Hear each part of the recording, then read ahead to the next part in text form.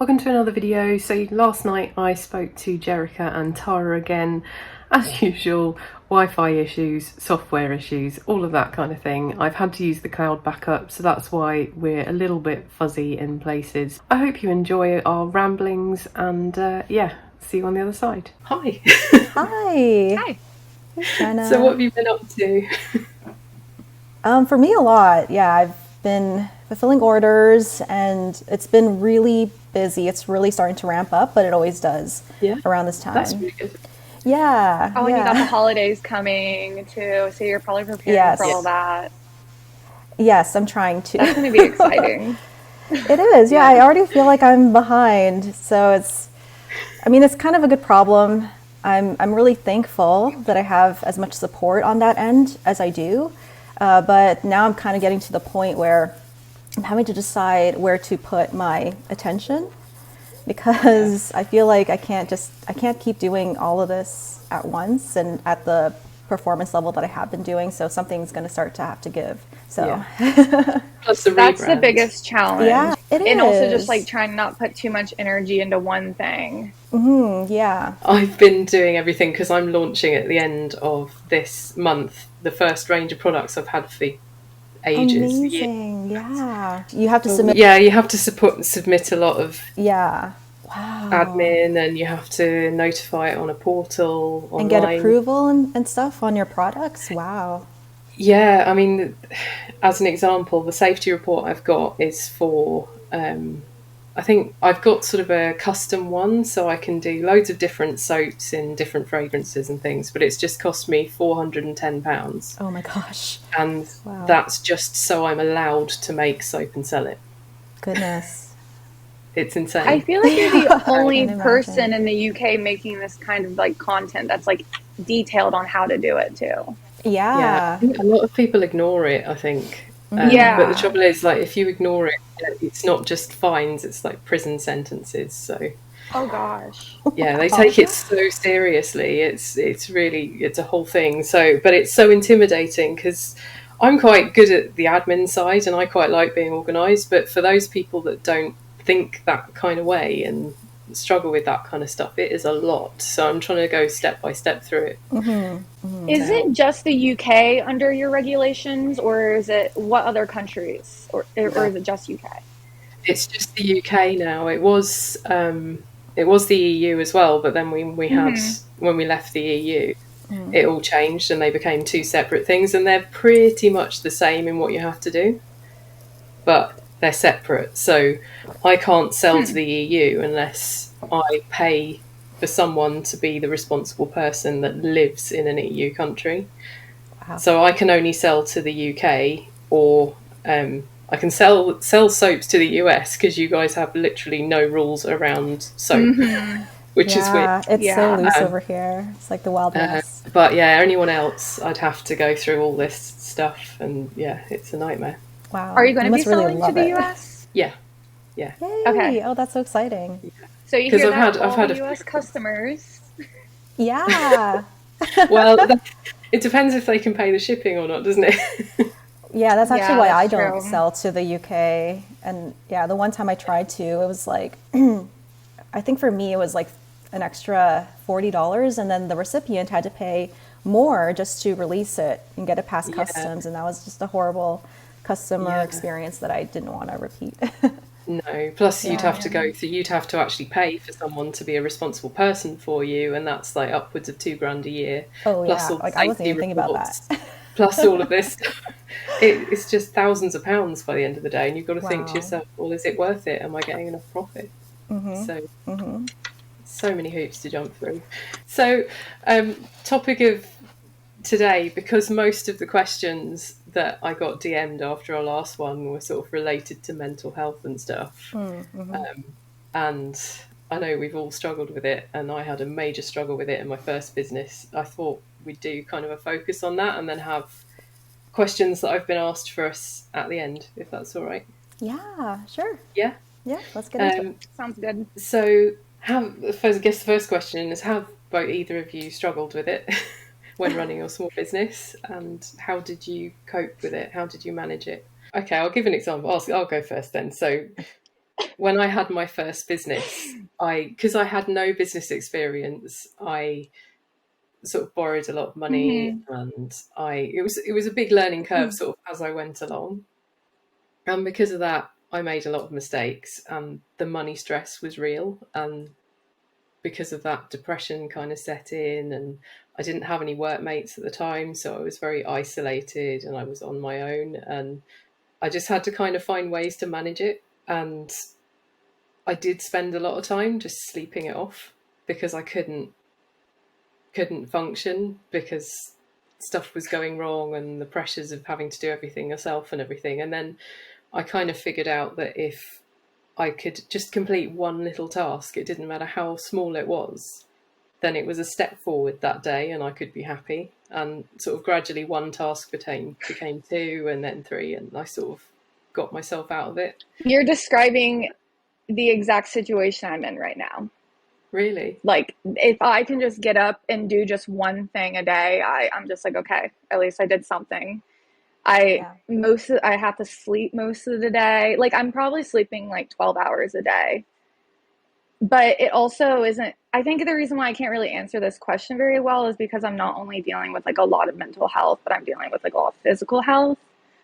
So then it's almost hard to like decipher is the physical causing the mental. But I also know it kind of isn't, because I had the mental before the physical came, but now it's just so much worse with the physical.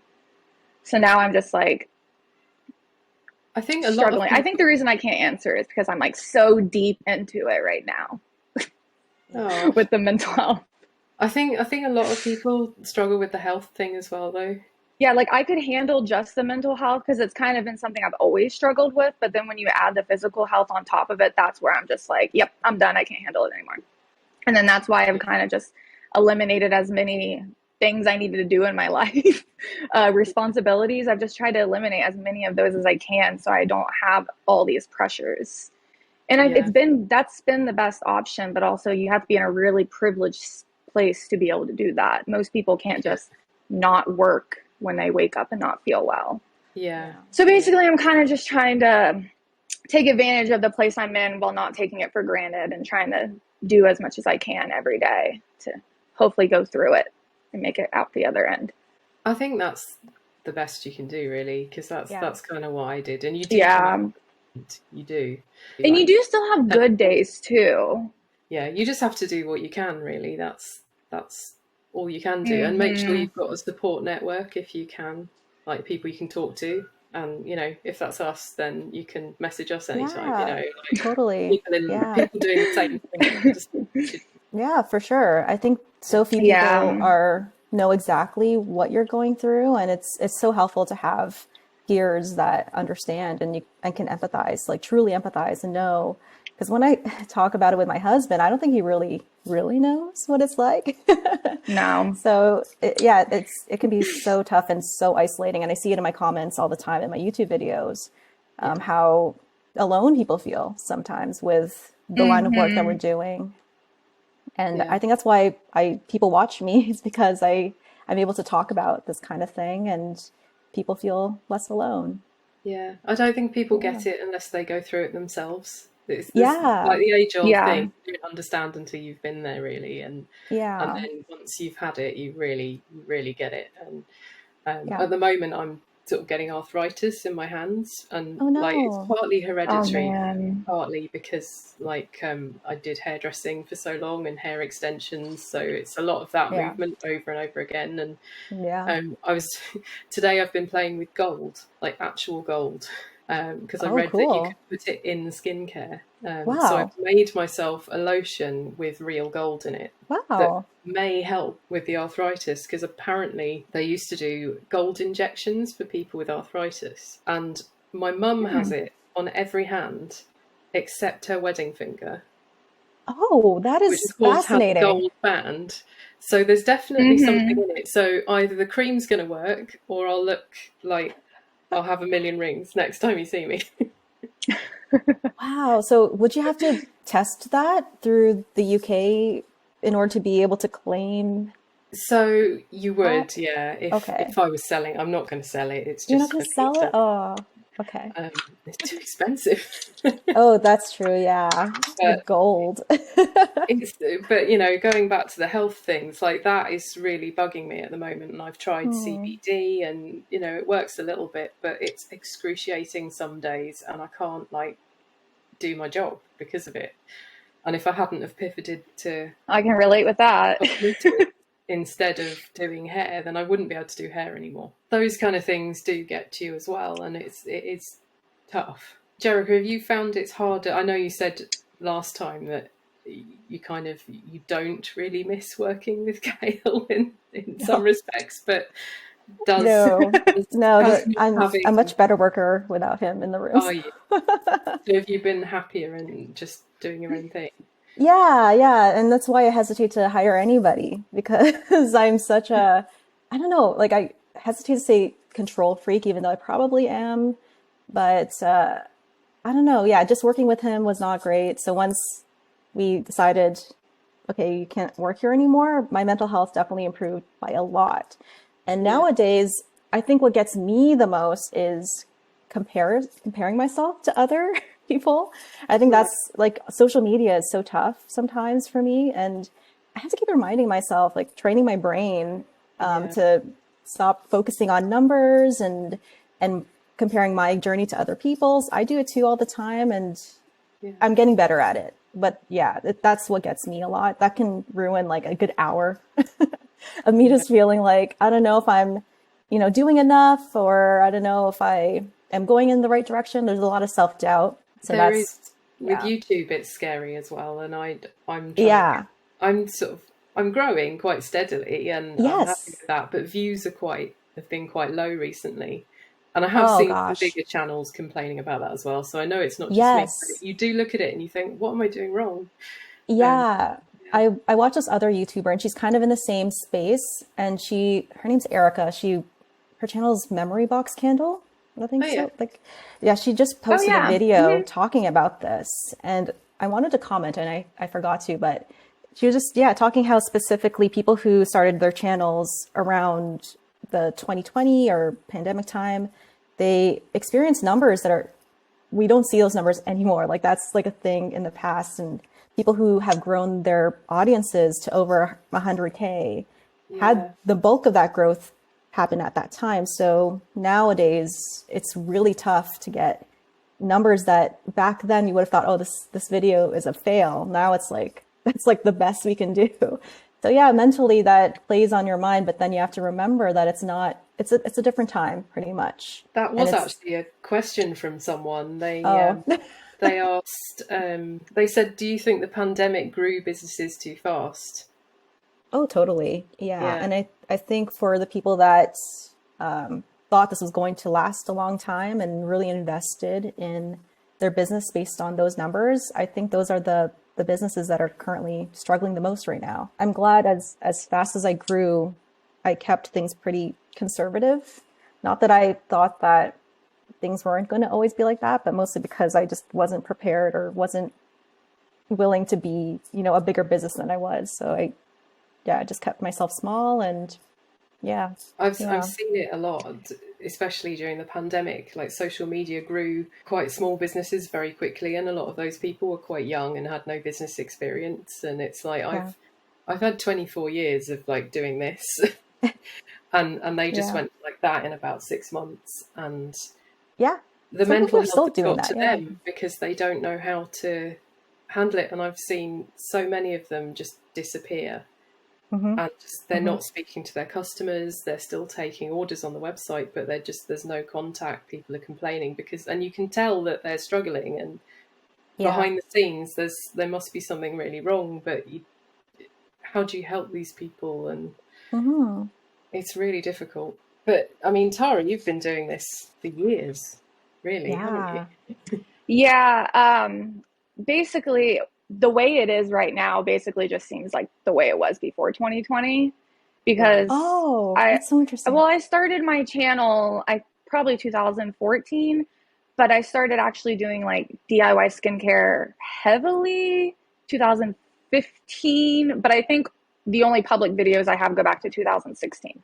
So basically I just seen like no, very slow growth that whole time. And then 2020 happened, and I don't even think I realized how much I was doing, how much I grew. I didn't even notice it. I just was in survival mode and was just trying to continue doing it. And then it really wasn't until I think when I did my taxes, I was like, oh, well, this is what we're looking at now. And then it's just, I don't know. I didn't just kind of like what Jerika said. I just kept things more conservative. I didn't go and get a warehouse. I seen so many other small businesses deciding to do that during the pandemic. And I was thinking, how are people doing this during the pandemic? I thought we were supposed to stay home. So like, I wasn't sure how like I was supposed to be doing all these moves when we weren't supposed to be doing anything anyway. So I don't know. I was very confused during that time. Yeah. So I just kept everything at my house because that's just what I thought we were supposed to be doing. And then, then everything slowed down and I was like, oh, I guess it just didn't last. So yeah, I was actually curious about that. Yeah. So I kind of just feel like we're exactly where we were before. And I just didn't realize like the growth happened because of the pandemic until it was over. And then I was like, oh, well, I guess I'll just wait for something else to have us all blow up again. Because I'm sure there'll be something else I think that comes along in a couple years or something that's like trendy that'll make us all blow up again. Because that's kind of just how niche things are. Do you guys remember? Absolutely. Did you guys ever follow what's his name? Skincare by Hiram. Is that his name? Yes, I've heard of him. I don't know. Yeah. I can't remember what his name is, but he was like a skincare YouTuber and he blew up like years ago. And then now he's not like huge anymore, but he still just gets normal amount of views. You know, he had his huge growth and then now he's just flowing by. So I don't know, I kind of feel like that's kind of the niche we're in, and that's what we have to experience is huge growths and then huge dips and then just ride through until the next huge Yeah. Worry too but that's much just my experience. because it does happen. You have ups and downs, and I started my first business in a recession and grew it, and you know it is possible. It's just you can't compare anything to the pandemic, I think, and I think it's still going to take time to find out what our real numbers are after that as well. Yeah, I think that's what. And you still can blow up too during this time. I've seen people do it because we've seen people blow up. Harder. Yeah. I don't even know if blowing up is even a good thing anyways, because it doesn't give you time to prepare for the next step. It's kind of like you're going from here to there and you miss all the things in between, which could cause something to tip over later. So really blowing up also isn't always a good thing, even though it might seem like it from the outside, but I can't imagine what's going on the inside behind that, like behind closed doors. Cause that sounds like just a lot of stress to have like X amount of eyes on you to like so many more eyes. Because not only that, I don't think people think about the fact that like more people are buying your product and then there's more risk of an allergic reaction. You can get sued. So like, I think that all comes when you grow really big too. And I don't think people think about those things. No. Yeah. No. Because Jerika, when you were on Etsy, didn't you have like a big influx? I did, yeah. And I was not ready for it because I didn't have a ton of people watching on YouTube at the time. Right. And so I was, and I think my main customers were my farmers market customers. And even those customers I wasn't getting a ton of. So when it happened, I was completely unprepared for it. I had so many shipments that like my bath bombs just fell apart and my sugar scrubs opened up. And these are things that I had no idea could even happen. So everything that I do now has been a result of years of improving that process. But that's a huge example of what can happen when you are trying to deal with 20 orders a day and you're only one person that's so new to this. And also like if you've blown up and you have a certain brand and you don't even like that brand, it's just like you feel kind of tethered now to this brand. So there's that too. So I totally agree with you, Tara. I don't think that blowing up is a good thing unless you strategize for it and you're prepared for it. And it's something that you're intentionally wanting because you have the infrastructure in place to support that. And even when you are prepared for it, I don't know if you can be prepared for it, because some people could think they have everything, you know, lined up, they're all ready for it, and then once it comes, it's like, is this actually what I wanted? Yeah. Oh, I know. I'm totally that person. I just change my mind all the time. Well, that was one of the things I was I going to change ask my mind all the time. Yeah. Well, in fact, both of you have pivoted quite a lot, because obviously, Tara, you've pivoted away from selling products, but Jerika, you've like rebranded so many times. And so, do you find you question your decisions a lot, both of you? No, I think if I was stuck in that, I don't think I would be changing so much. I just kind of go with it. But I think I'm just that type of person where I have to move if I'm not satisfied with something. I have to make those tweaks. I think for the most part, I have stuck with the same, like the products are the same, but it's just been the packaging of it. I've always felt like unhappy with it. And I think it's because I'm not a graphic designer. I'm not, that's not my background. And I have to just start paying someone else to just do this for me. Because I don't think I'll ever really create something I relate with that. proud of. Yeah. Like why am I doing this? Like I need to just hire someone to do it. And I'm so like conservative with my business dollars that I haven't. So you just like to do it all yourself. Yeah, that too. Yeah, like I can't decrease my costs of my packaging by like buying a huge bulk of it, because I don't know if I even am going to stick with this in the next month. Someone had actually asked how much it costs to start this, and I mean it's not cheap. No, and you can run it as cheaply or as expensive as you want to. Really, like there's prices all over the board for every little thing. So it all depends on, and it depends on what you're selling and what you're making. Yeah, it's hard to answer that question. People ask me, but I don't know. I know, I hate being asked. Like I get asked a lot of questions that are very particular to my business and how I run things, which can be completely different from how Jenna runs things, Tara runs things, and I don't know about you, but I suppose your ingredients are one and the same, but for me, because I can't sell the things I make on YouTube unless I pay for a safety report and this, that, and the other. So I'm not getting a safety report for every single formula I put on YouTube. So I keep my YouTube ingredients separate from the ingredients for the soaps that I'll be selling. So they're two separate inventories. And then, so like YouTube hopefully will eventually pay for itself. The soap costs are factored into the selling, so I have to do it separately. But I guess for you two, it's sort of one and the same. When I sold, I separated them. I had like my ingredients for the business and then ingredients for YouTube. I even kept them physically separate in the lab. That's what I've done. No, it's all the same. Yeah. I'm so unorganized. I think that's what people don't understand about me. Like they think I have it all together, but nope. I'm the worst with that kind of thing. Generally, what you're making on YouTube is what you're selling, though, isn't it? No, these days, what I make mostly, well, it depends. If I'm doing like a studio thing, then usually, but a lot of the time for my patrons, I make just one-off things. Right. So, and I only show those on my YouTube, and that's basically what my YouTube has been a promotion of that Patreon. Okay. So I try to do that, but I use ingredients that I use for my products that I sell. I was just getting my head around Inventora and adding everything to that the other day, so that's useful. It is, I love Inventora. Another thing people have mentioned is imposter syndrome, which I think everyone gets, but have you felt like that with YouTube or with anything? Oh yeah, totally. Yeah. I mean, I think I felt it more in the beginning. Yeah. And then I the longer I'm in it and the longer I'm doing it, the more I realize how many of us feel that way. And it's just a very common feeling. But we're all trying to be business owners. And if we have a small business and we're making income from it, then what are we, faking? Like we're doing it. Yeah. So it depends on your level of satisfaction within yourself. But for me, I don't feel it as much as I used to. That's for sure. But yeah, it's normal.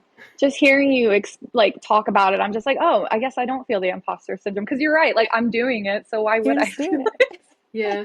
Because I do feel all the time, like when you're scrolling social media, you'll just be like, oh wow, they're all so much better than me. Like, yeah, I always feel it.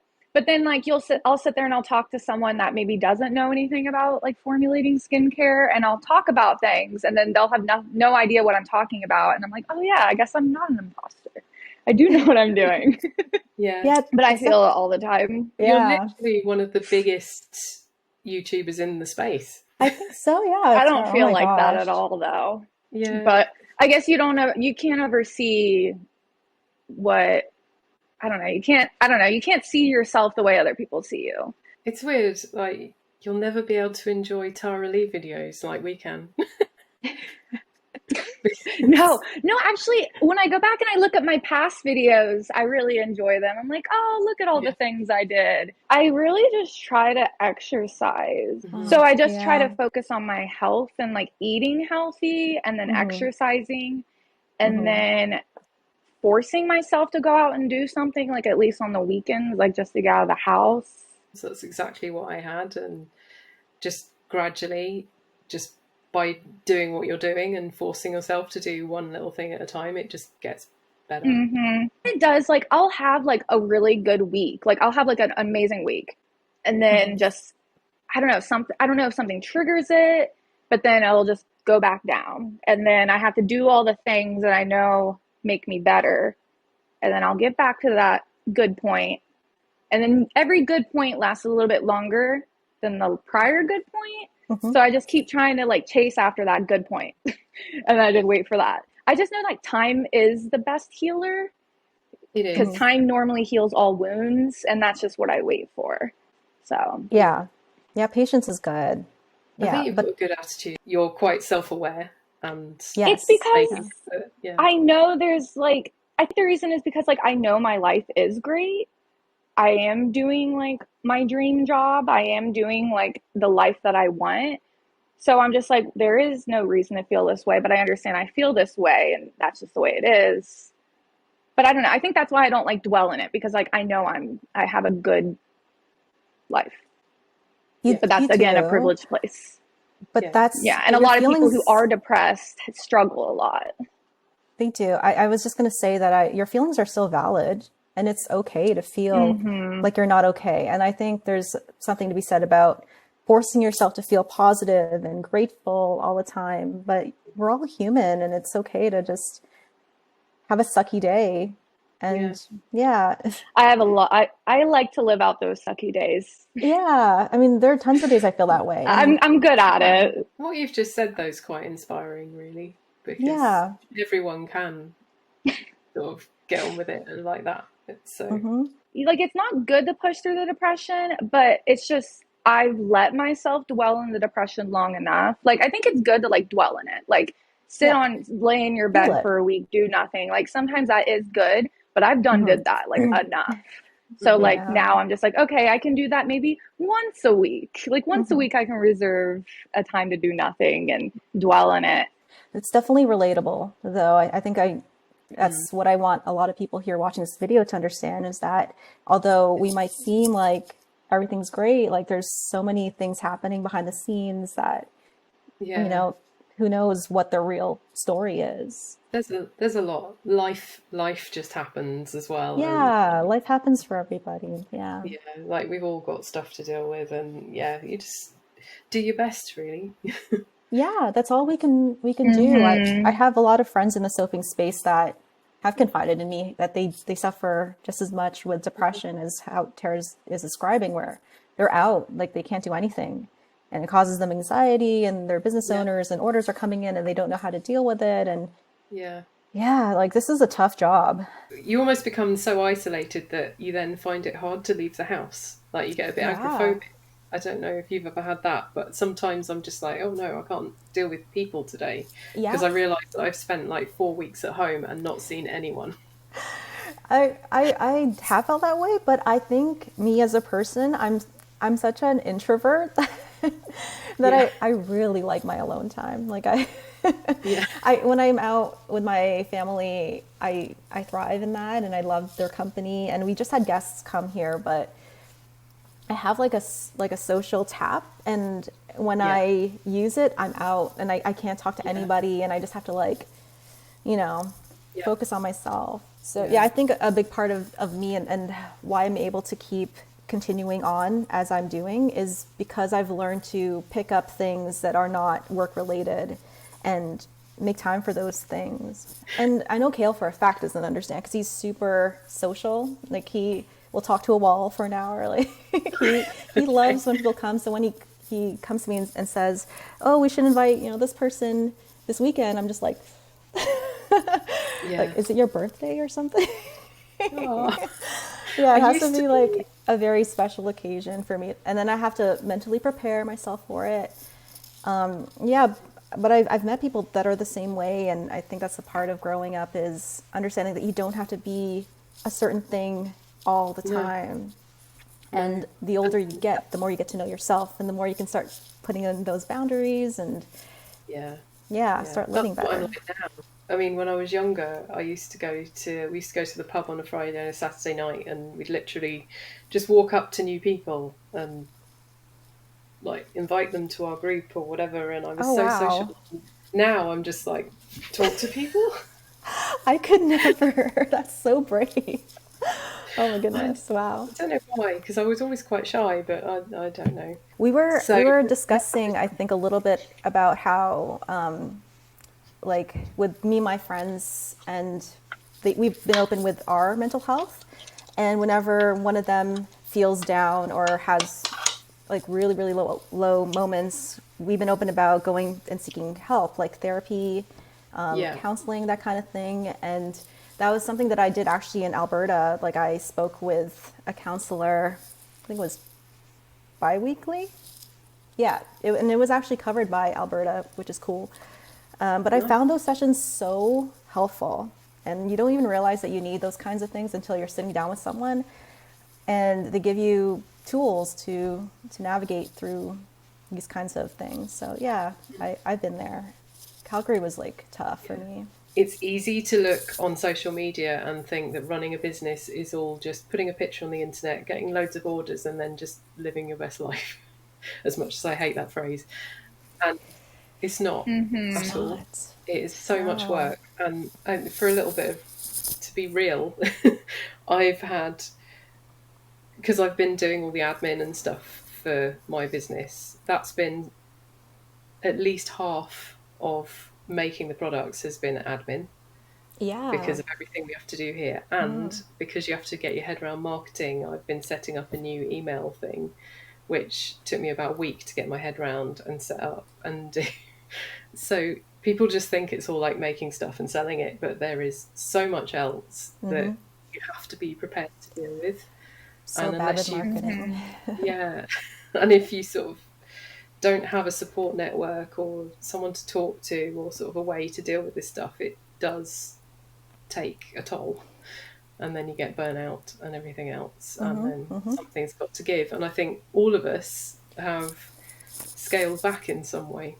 Yeah. Like, I know I'm just about to release products, but I'm kind of doing it because I have other streams of income. So the products are really now just for fun. Like I want to release them because I want to be selling stuff because people have asked, rather than I need to, which is nice. And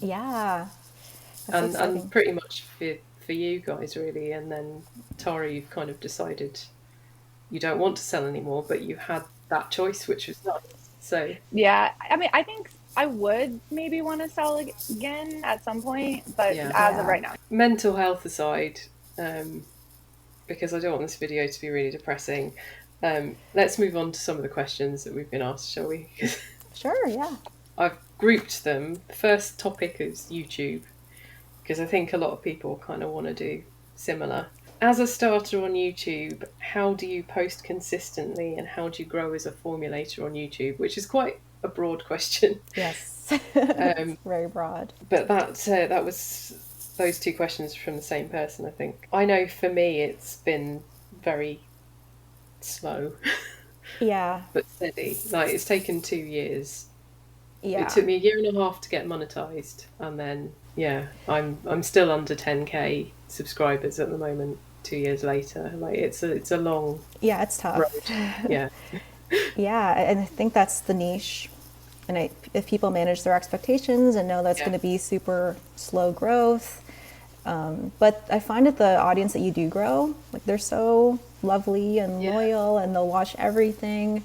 But getting your videos consistently suggested by YouTube to people outside of the people that already watch you, yeah. it's hard. It's interesting actually because Yeah. I put all of my stuff in playlists the other day, and what that's done is, although it's like useful for people, it's told me what the popular videos are, Oh yeah. because everything in the dupes playlist. Oh, dupes. Yeah. Yeah, I was like, okay, so those are reaching more people because they are recognizing a product in the thumbnail, and they're like, I Yeah. want to watch this because I like that product.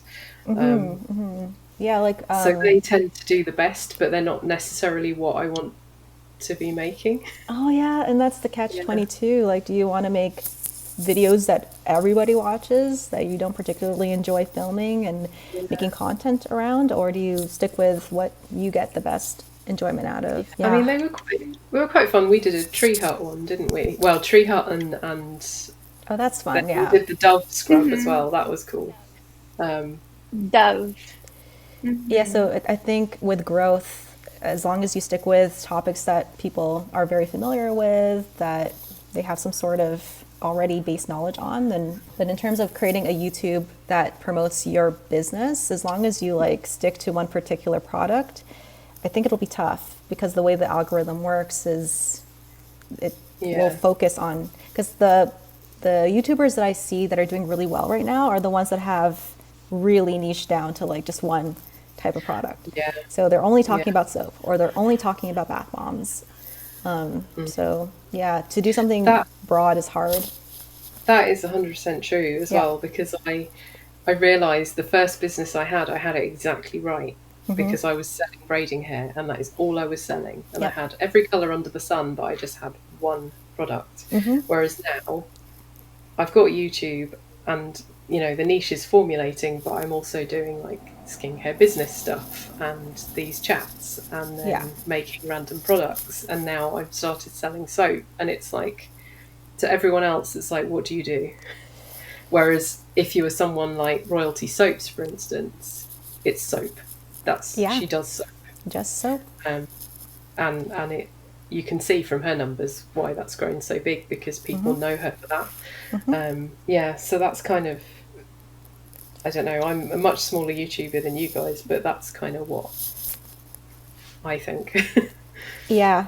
I would say if I was starting just like a formulating YouTube channel today, I think the best advice to grow, I think, is similar to what you did, Jenna, is to go out and socialize with the other formulators. So go follow all the other people doing what you're doing. Leave them comments. Don't be scared to talk to them. Ask them to collab, even if they do have more views, like, or more subscribers than you. Go out and socialize. Always leave comments on, if you like, you're new to formulating, find all the formulating YouTubers, go on all their channels, watch their newest videos, leave a comment, be Yeah, genuine. Don't just leave a comment and then not actually watch video. And just be as social as you can in the community, be part of it. And I think that's probably the best way to grow in the yeah, formulating community if you want to Yeah. your name out there. And then the post Yep. consistently. I mean, when you're first starting out, you're probably really excited, so you probably can post consistently. I would recommend recording what you want to record in one day, and then you have a bulk of videos that you can go and edit later. So then hopefully you can build up and a catalog of videos before you start your channel, and then you can always be ahead of the game, and then you can always prepare ahead of time and just always have like your videos a month ahead of you time. say I That's what I make would loads of recommend. videos in bulk sometimes though, and then I get excited to post them, so I post them all, and I'm like, I should just post them. But that is good advice. I have tried to do that many times, but I used to just edit on my phone. Everything was filmed on my iPhone and edited using Wow. iMovie on my iPhone. I don't know how It's you actually did really that. quick, but the trouble was because they were quite simple, just like one timeline cuts. But the trouble was the memory, not of the phone, but of iMovie itself. Oh. It caches things, and there's no way to clear the cache of that app. Oh. So you get to a point, and then it starts holding your videos hostage, essentially. Wow. So then you can't get them off the phone. Interesting. So I had to switch to a laptop, and then there was a big learning curve with that. But I'm happy now. I've got this and better editing. Yeah. Good. I'm glad you're on a computer. Yeah, I bit the bullet and I got a MacBook Pro, so I've joined the club now.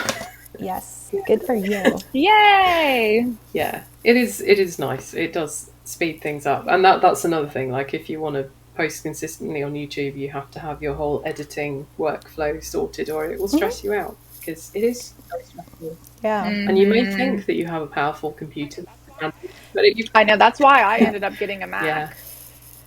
It's crazy. My husband had a VR setup at home, and we had this really, really powerful gaming laptop, and it couldn't handle editing YouTube videos. Wow.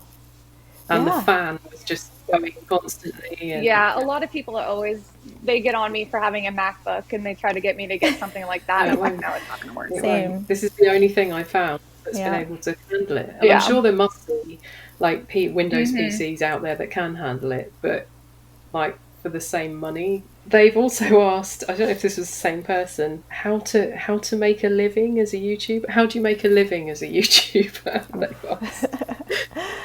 That's Patreon. Definitely the secret is to have a Patreon.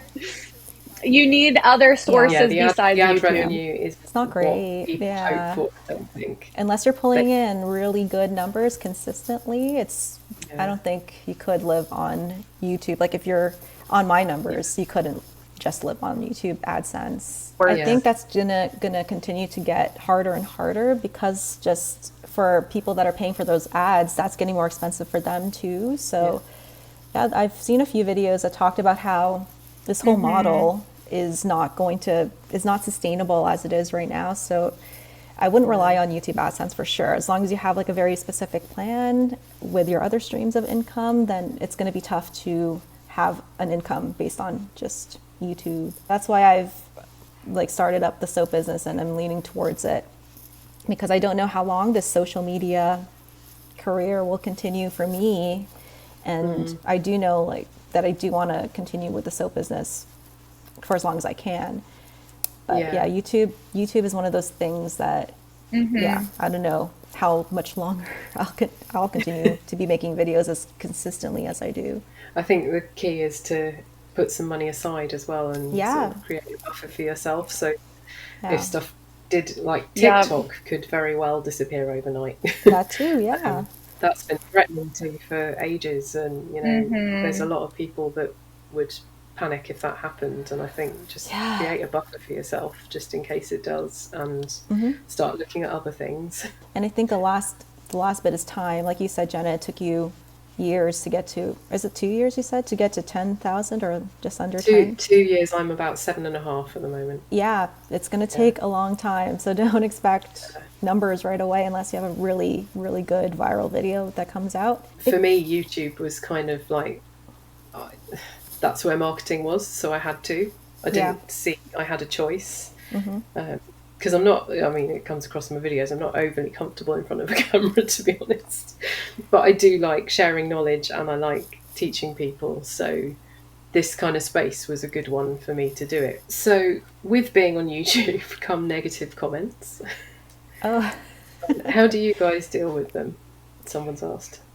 I heart everything. Even if it's a bad, mean comment, I heart it. And because I think it bothers them when I do that, because that's why people do it, is they want to get a rise out of you or something. So I heart it, and then if it's a really harsh criticism, I'll thank them for their feedback, and that's it. Right. Yeah. Okay, that's good. Yeah, I don't get combative because it's. I handle it kind of the same way. And I feel like when people are scrolling through comments, if they see a heart, they'll just not even read it because they think it's like, oh, it's probably good. Yeah. That's a good point. That is true. Yeah. I had, or sometimes when I've had people people will comment on like my looks or sometimes, and I just tell them like, I'm happy with my looks. That's awful.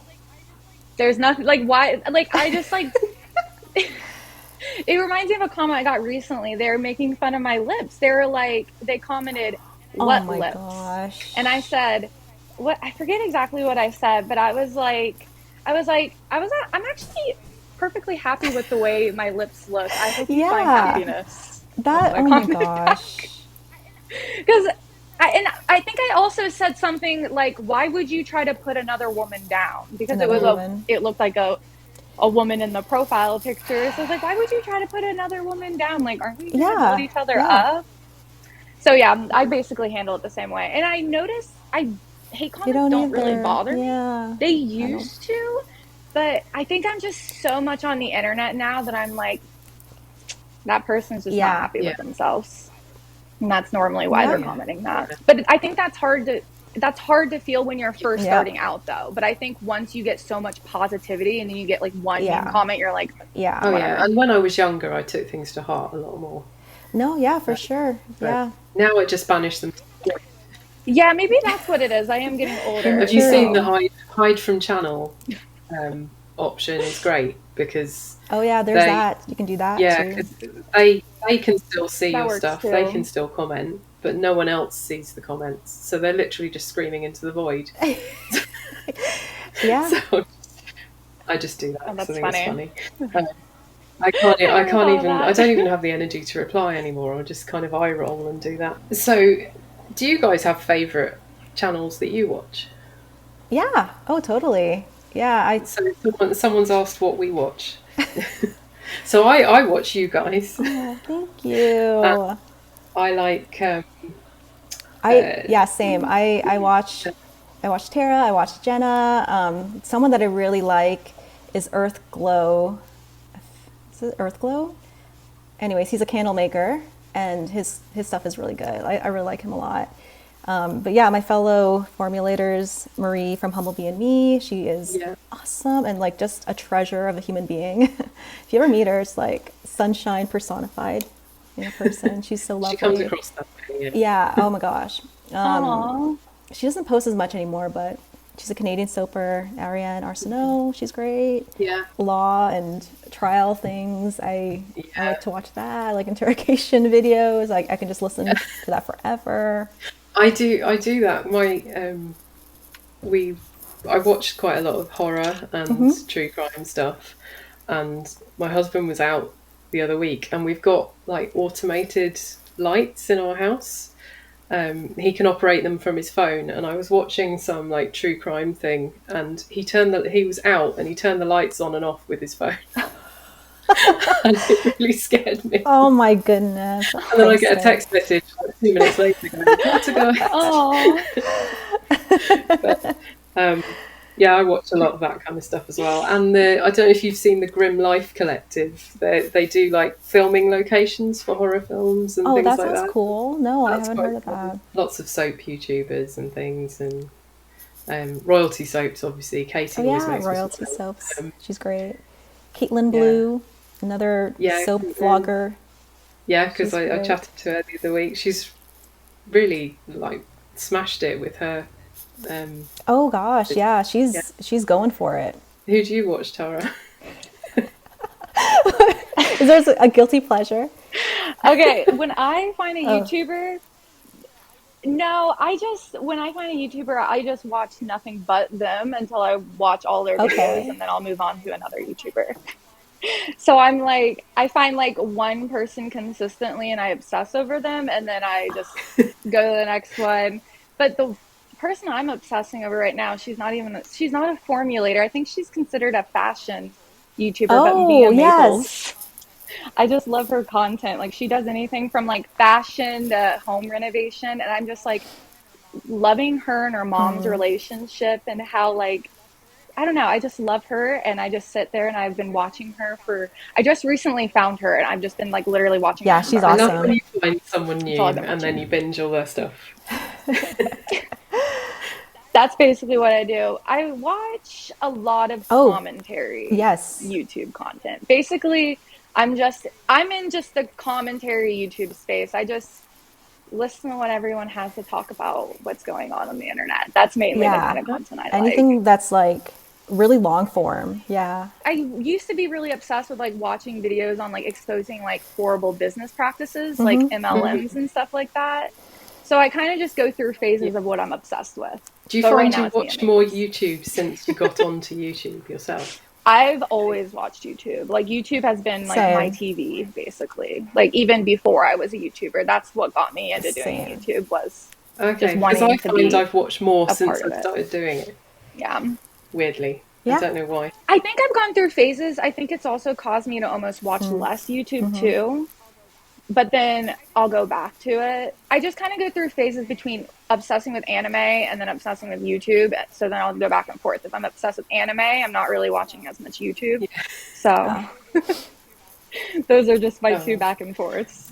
Someone else has asked, will any of us be doing Vlogmas? Oh, I've done it a few times. Yeah, I really like yours actually. You did really well. I think I will this year. Yeah, it's fun. Yeah, I want to try it, but I'm not very good at vlogging, so I find it quite difficult. It's good practice. Like it's good, like a good muscle to exercise. I don't know what I'm trying to say, but yeah, I feel like every Vlogmas, although it was hectic, it helped find more people find me, and not just about my soaping stuff, like about my life and people who are interested in that. Yeah, I think I will be doing it. Yeah. Do you think you would? Oh, Vlogmas. Okay. Every December, I try to, no, let me rephrase that. Every January of every year, I plan Vlogmas. From January. And I never do it. Wow. I never get time to do it. Every January, I'm like, oh, I'm going to film one extra video every single month so I could just post that's so smart. for Vlogmas. And then I never do it. But it never happens. So it must not be that because it never works. But every time, like, I'm watching Vlogmas and I'm like so jealous of everybody doing Vlogmas. And I'm like, okay, I'm going to do it. So January comes, I'm so inspired. And would you show more of someone else? Another question they've asked if you'd show more, or both of us would show more of our everyday lives, because Jerika does quite a lot. And I kind of considered it, and I did a few, but then I kind of felt like they didn't fit in with how my channel was. Yeah, that's the danger, because then because you're kind of splitting your audiences a little bit if you decide to do that. So if people are considering doing that, unless you have already people watching you consistently, just start a separate channel for that stuff. If you're going to do formulating stuff, keep it separate from your vlogging stuff. That's it. Because yours goes sort of like, I'm Jerika, this is my life, and I run a soap business. And, you know, most of it is your soap business, but that was kind of, you knew what you're getting into. Whereas, I don't know, with our channels are more sort of like, this is how you formulate this. And then you suddenly, like, you're baking dinner. It's a bit weird. Yeah. I think it'd be so weird if I like took my vlog, because I vlog, but I vlog like on days if I do vlog, and I just feel like it'd be so weird taking my vlog camera to my house, even though I've technically vlogged in my house because I used to work in my own house. But I don't know. I just feel like that place is like my sacred place of like peace. I've seen a few YouTubers do like studio vlogs where, and then maybe if you want to transition to vlogs, you can do that where it's just all in your studio and you're talking about what you're making and what you're doing for that day, and then slowly integrate other things outside of it. But I've seen a few creators do that with success. So that's one route you can definitely take. Test the waters. How much you want to share as well, and how comfortable you are sharing various things. I've had people just say that they like hearing people just talk, just talk about whatever, and while you're making things or doing something. So it's not necessarily like, this is how you make this product. It's more like you just talk about a broader topic, and those videos do decent. It's nice to have on in the background as well when you're working, because again, from a mental health point of view, you feel like you've got some co-workers essentially. So where did you guys learn to make skincare? I know kind of you're sort of self-taught really, aren't you?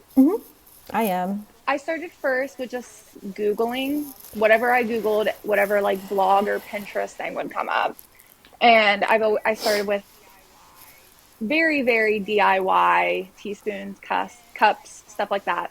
And then I ran across Swift Oh, Crafty I love Monkey's her. blog, Susan. The one I should Yeah. explain this better.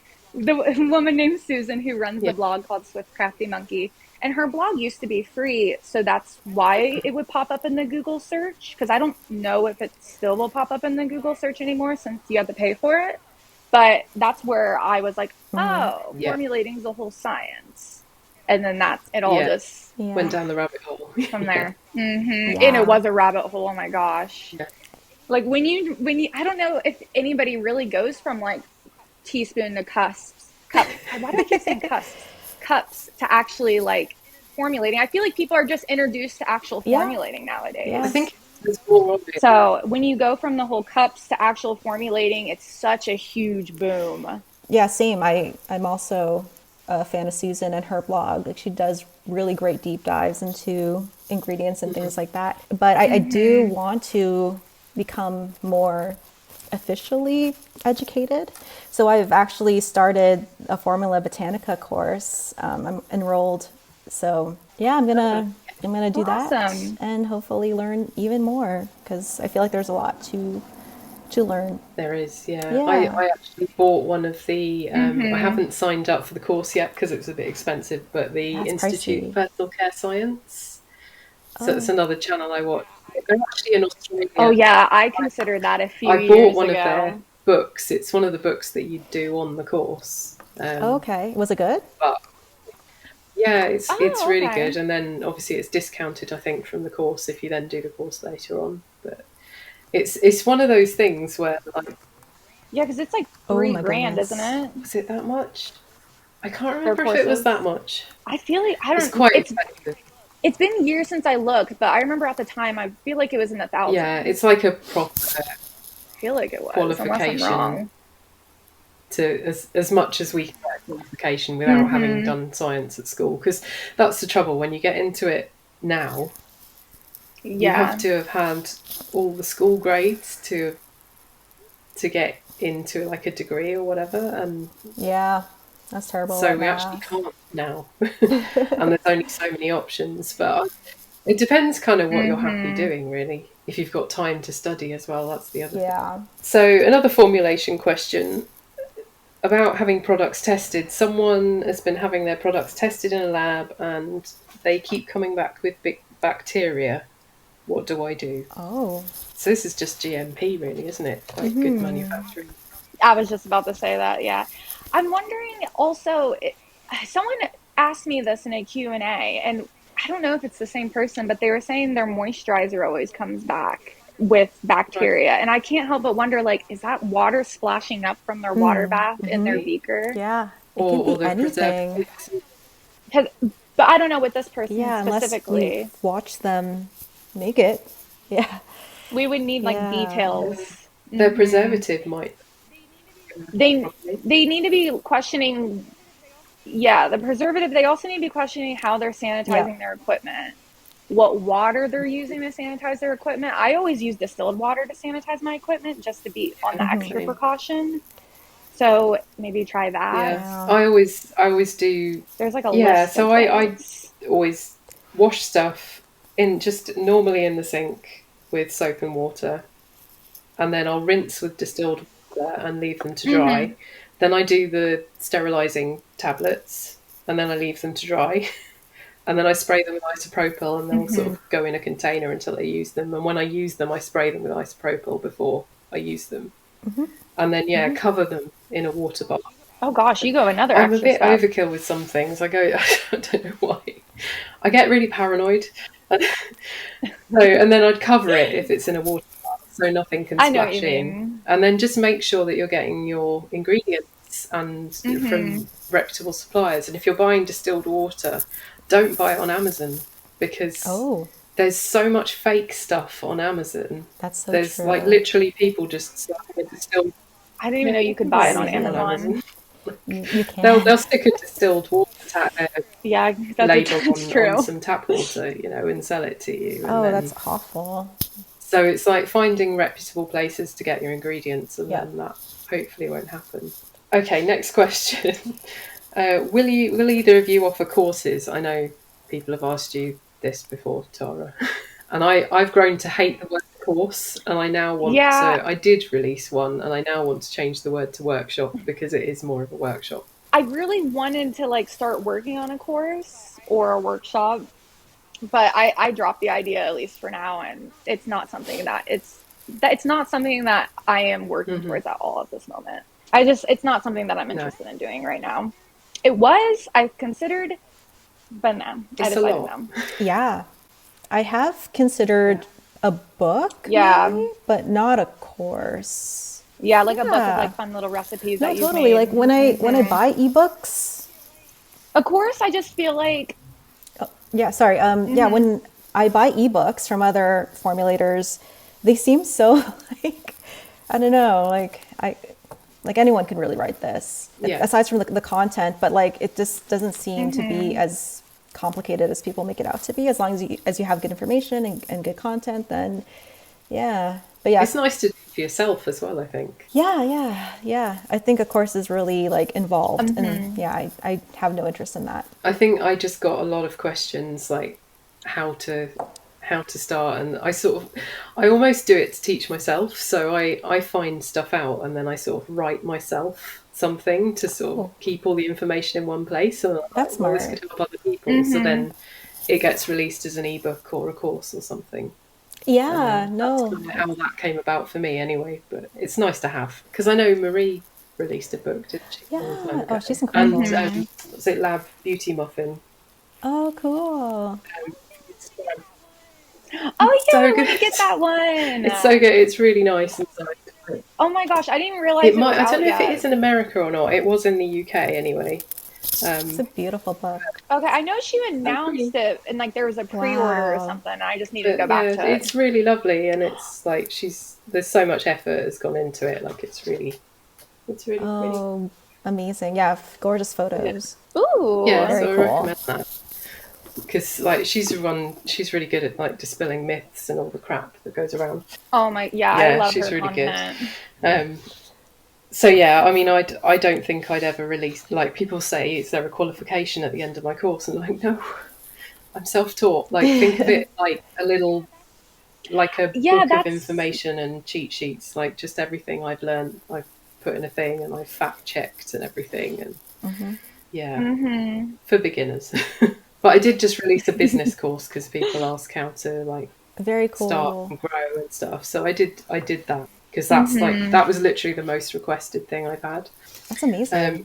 But speaking of business, actually, there's some sort of businessy questions.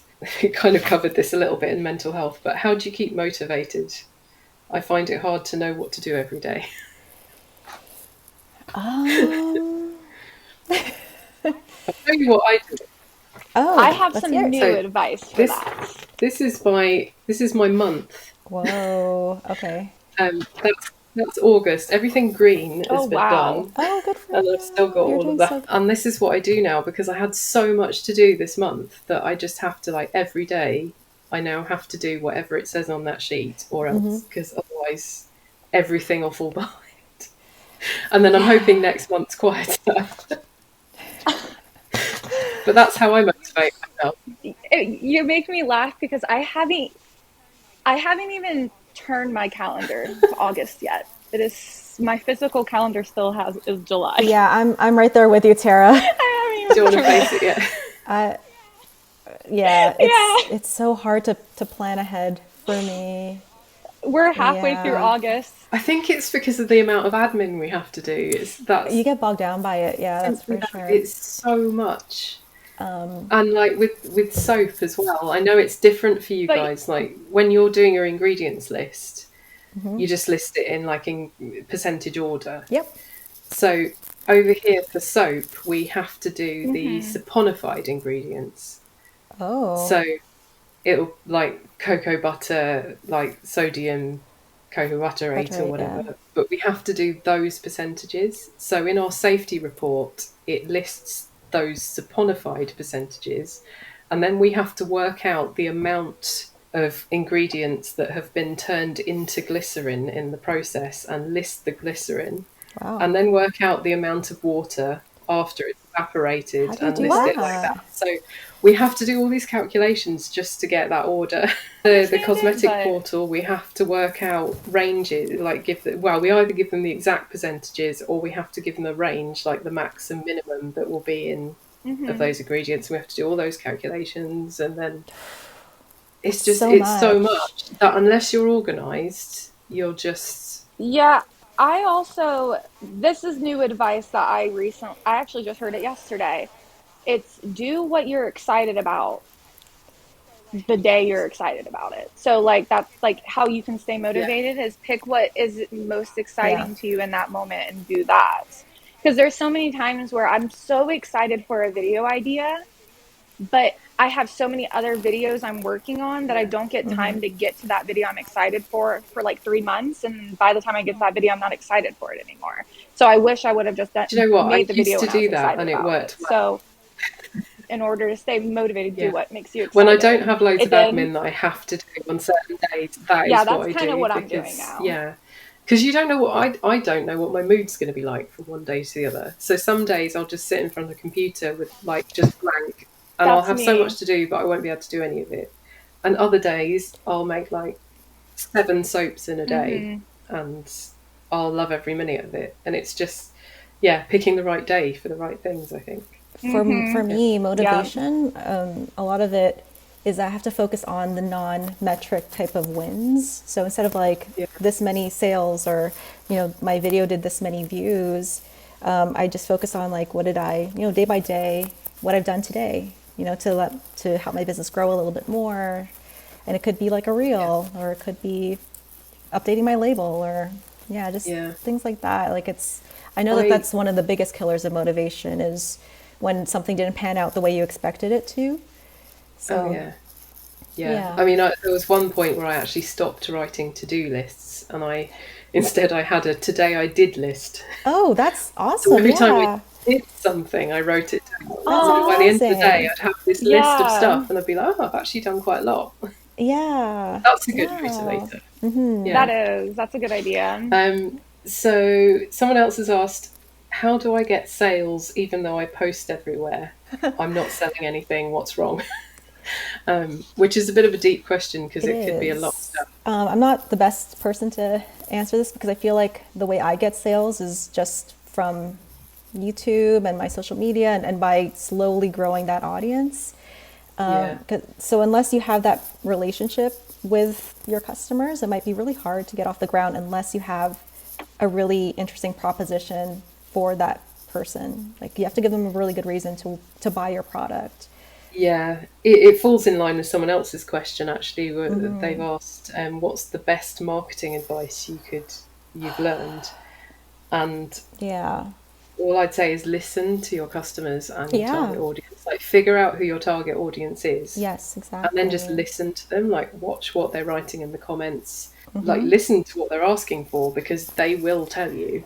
And then if you supply that, you will sell it because they're literally asking you for it. Yes. And I just look at my comments section. I look at what people are saying on Patreon. I look at what they're commenting on other people in my niche, and you find out what it is that they want. Yeah, make something that people want is the simplified version of that. But that also comes down to your packaging and your whole branding position and who you're targeting. So all of that takes a lot of work. Like you got to sit down and really think about it. It's not easy because you could be wrong. You could think for X amount of months and release it and people might not want it. So working out your target customer is the hardest thing. Yeah. When you don't have a degree in something like this, it's like a huge mystery. When they ask about marketing, like I've done a deep dive into marketing recently and email lists.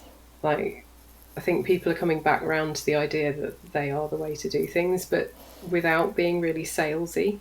Yeah. I think email lists is a big one. I need to start doing just sort of something email like people stuff that they want rather than just a load of buy this, have a discount, buy this. Yes. It's more like have some information, sort of make things of value to people. But I mean, I'm still learning marketing. I never did a marketing degree. So. Yeah. I think email lists are for sure something that you should, sorry, Tara, go ahead. Yeah, I was just going to suggest, because I remember when I first started, so with marketing, it's all about impressions. So when you're trying to sell something, you don't necessarily want to seek out, you do want to seek out the sales, but a lot of what the marketing that like big businesses are doing and what they're paying for is actually just impressions.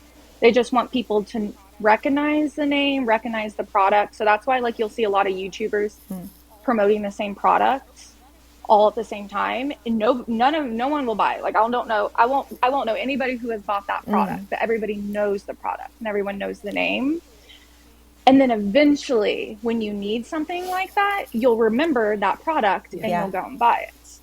So I guess what I'm trying to say is show. So like just get your name out there as much as possible. But also maybe limit it to just one product you're promoting. So you can focus on just that. There's a word for it. Not your golden product. What's that word? Do you guys know what I'm talking about? I do know, but not the word that you're thinking of. It's like they use it in businesses. Okay, there's like a specific word companies will use. It's like their golden product. I'll just call it that.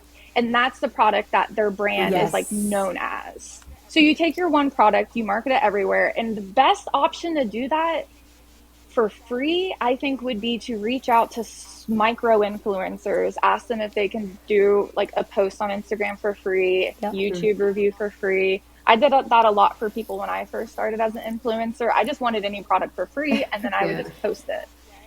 That's probably the best way. I mean, you have to pay the shipping and then the cost of product, but I think that's the best way for a small business to market, to get as many impressions as possible, but as cheap as possible. Because I don't know if Instagram ads are really worth the price, because I think you have to put like $1,000 into that. Like when you're seeing like Urban Decay advertised, they probably put like $5,000 into that marketing campaign. To know what you're doing. So you got to like so I don't know. That's my best advice. No, that's great for marketing and getting your name out there. And it's not going to happen overnight. It's going to take, like, businesses will probably market and try to get impressions for maybe like 5 years before they actually see profits. But again, these are businesses that have tons of investors and stuff with like hundreds of thousands of dollars. So but you can do it's easier than ever now with TikTok, the creator affiliate accounts and stuff. So if you have a TikTok shop, you can put your products there and then allow people to contact you for free samples and do it that way. Or and I really think marketing just that one product, I think, is what would be is easiest, because we just have so many things to focus on. There's just so much, and when you have just one product you're marketing everywhere that you really, really love, I feel like there's more passion that's so true. That. I'm trying to focus on soaps right now, but that's so true.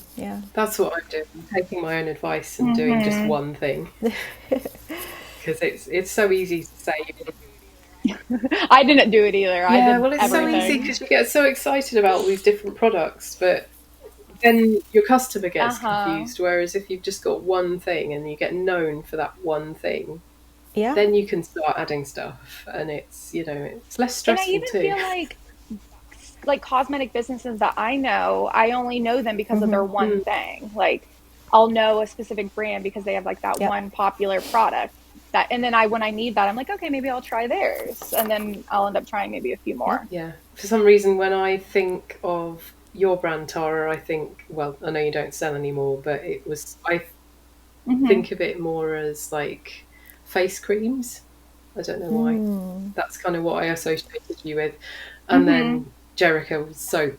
That is what I kind of focus more on. I think that covers marketing. There are some personal questions, like not really personal, but someone asked, I haven't seen any today, I don't know where they are, but someone's asked, how many cats does Tara have? Because she seems to have different ones in every video. Oh, that's a good question. Where are my cats? I'm surprised they're not bothering me right now. Well, everybody knows Luna. She's the star. But so Luna's 10 years old.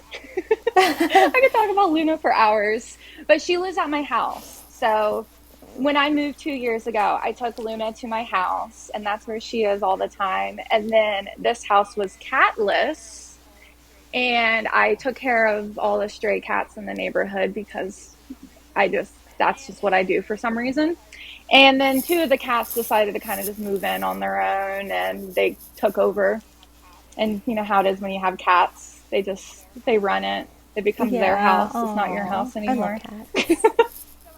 But so I just have the two stray cats here, and I let them come in when I'm here, and I take care of them. And I guess they're basically my cats now, but I guess they're rescues. Three. So 3 cats. I guess I need to answer the question. We have Luna, and then here is Shiggy, and then Baby. And I just call her Baby because I found her when she was a baby, and then she ended up staying around her whole life. So, and then Shiggy's her boyfriend. That's so cute. So 3. 3. Okay. So 3, I think they're on the impression. And then there is another stray cat that I take care of, but he doesn't come inside. So 4. 4. I haven't seen him in a while. He comes and goes. I hope whoever asked that answers your question. The cat lore. Question for Jerika. What does Kale do for a job now he doesn't work for you? So they're being really nosy. You don't have to answer that. No, it's okay. He does still help me with the business every now and then, although not in the capacity he used to. But he works for Washington State. Specifically, I don't think he's comfortable saying what, but it's basically in the finance sphere department. Yeah, in there. Yeah, and he loves it. And it's something that I've suspected for a long time when he started working for my company, that this is not for you. Like, you need to find your own way, because I don't think this is your calling. But he knew that too. Yeah, he really liked the social aspect of it, like farmers markets and selling in person. And since we don't really do that anymore, I think he really thrives in an office with working with people and having, getting out of the house and being social. I think he really likes that. So, yeah. See, that's another way that social media kind of paints a different picture. Yep. Yeah. Because, seeing you both together working on your business, so, you'd think that you were both like really... No. The only rarely does he help, but when he does, it's always stressful for me. So I try to keep it at a minimum. Fair enough. Okay, so do you like living in the US now? Oh my gosh, I love it. It's amazing. Yeah. No, for real. My standard of living has gotten better here. Things are a little bit more affordable here in the United States, and the climate here in Washington is amazing. I love it. It's like really mild in the winter, and it doesn't get super hot in the summer, and everything's green all the time. I love it. Yeah. It does look idyllic. And I think the people are just really nice, like so much more outgoing and nicer. I don't know. I feel like the community that we're in is awesome. Someone's asked me, saying they're fascinated with the UK and what's it like living here. Yeah, that's cool. It's like, I don't really know how to answer that, really. It's probably like living in the US, but with less diners. Are you along the coast of the UK, or are you... No, well, I'm just outside London, so I'm like in a kind of like the countryside outside London. Oh, do you have a little, like, are you in a cottage type of home? Or... So we just had a house built actually the last 2 years. So we moved in December after a lot of stress, and we had a barn conversion. Oh, that's cool. So it was like an old farmyard, and 3 barns got converted. Mm-hmm. And we got the old cowshed. So it's a weird shaped house. It's got like a slopey roof, and it's like a converted cowshed. Yeah, I think I did a little tour for you, didn't I, when we WhatsApp? But it was like it's got like various levels. Oh yeah, and I've seen all the outside pictures. It's got various levels, and it's really cool. We're very lucky. You have beautiful. Yeah, we've got land quite a there. lot of land around us and stuff, and then we're just like we're literally on a country lane. So like It's I pretty. don't know if you really have them in America, but like little single track lanes. Oh, wow. So if you meet another car coming the other way, but like And we do where I am. But yeah, we only have things like that in the Right. US when you're in the middle of nowhere, Okay. and that's where I am. You should show more of that, Jenna, in your vlogs. I feel like, I don't know, I really love the countryside and like things like that when people show their homes and in their Yeah, I vlogs. do as well. It's because I'm not 100% confident like vlogging yet. Oh, I even okay. get embarrassed about my husband hearing me. Like I don't like anyone hearing me do YouTube. It's really weird. So I find it hard to walk around with a camera. And I like when you see see. people going to the supermarket, like Oh. because I mean you've done it, you've filmed around the supermarket. I couldn't do it. Yeah, yeah. Well, I have like littler cameras, so it's not as obvious. Right. But I found that just people don't really pay attention to you as much as you would think. And I think in the yeah. UK they would. I feel like maybe it's more normal where you guys are. I don't know why. Maybe. Yeah. I definitely don't. I have friends from. What about in the Yeah. city? Like In London, I probably could, but I'm sure. I don't go into London. There's too many people. Okay. Yeah. I barely leave my house now. It's definitely a muscle that you can exercise and get more comfortable with.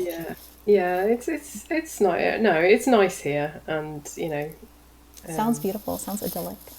we've got plenty of stuff. It's weird in that like I see on YouTube and like places like you drove from Canada to Kale's parents, and it was what 12 hours. It's like 13 hours. Oh my gosh. So 13 hours. We consider like a drive to my husband's parents, like, which is 4.5 hours, quite long.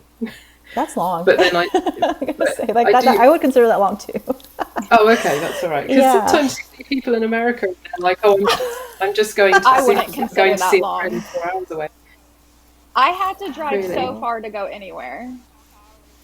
So to me, 4.5 hours is like like if I'm going somewhere to do like an excursion, I'm like I have to drive that far to do anything. Like if I want to, well, I guess a concert would be about an hour, but 4.5 hours and stuff. Although I don't go because I think it was one of my friends had coined the term that they hate people more than they like music. so they can't stand going to concerts, and it kind of that rang true with me.